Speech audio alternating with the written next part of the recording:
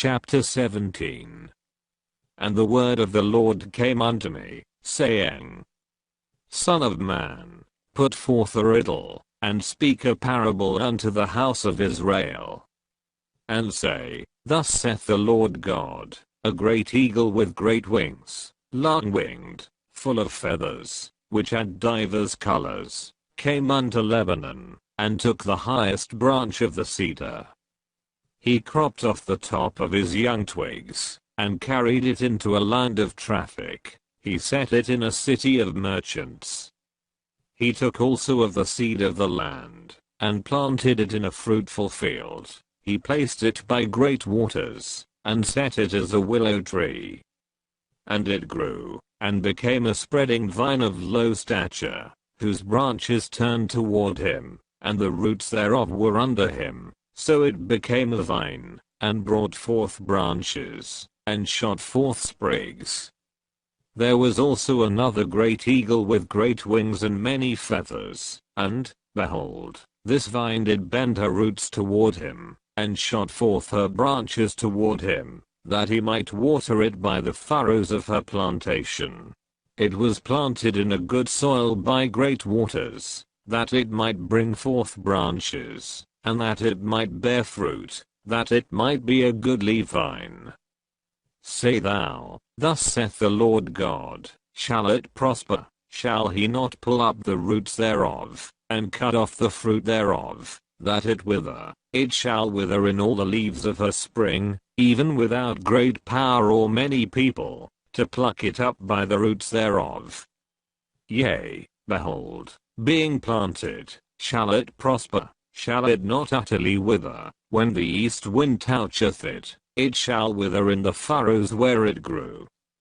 Moreover the word of the Lord came unto me, saying, Say now to the rebellious house, Know ye not what these things mean? Tell them, Behold, the king of Babylon is come to Jerusalem, and hath taken the king thereof, and the princes thereof, and led them with him to Babylon.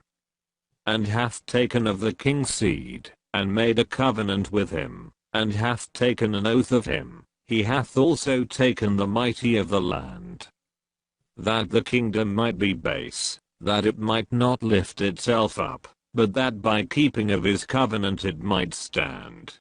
But he rebelled against him, in sending his ambassadors into Egypt, that they might give him horses and much people. Shall he prosper? Shall he escape that doeth such things, or shall he break the covenant, and be delivered? As I live, saith the Lord God, surely in the place where the king dwelleth that made him king, whose oath he despised, and whose covenant he brake, even with him in the midst of Babylon he shall die. Neither shall Pharaoh with his mighty army and great company make for him in the war, by casting up mounts, and building forts, to cut off many persons.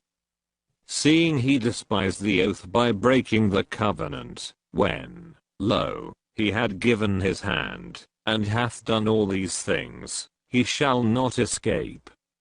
Therefore thus saith the Lord God, As I live, surely mine oath, that he hath despised, and my covenant, that he hath broken, even it will I recompense upon his own head. And I will spread my net upon him, and he shall be taken in my snare, and I will bring him to Babylon, and will plead with him there for his trespass, that he hath trespassed against me. And all his fugitives with all his bands shall fall by the sword, and they that remain, shall be scattered toward all winds, and ye shall know, that I the Lord have spoken it.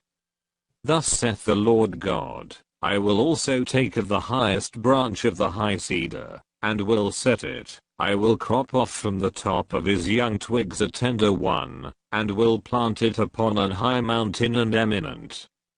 In the mountain of the height of Israel will I plant it, and it shall bring forth boughs, and bear fruit, and be a goodly cedar, and under it shall dwell all fowl of every wing, in the shadow of the branches thereof shall they dwell.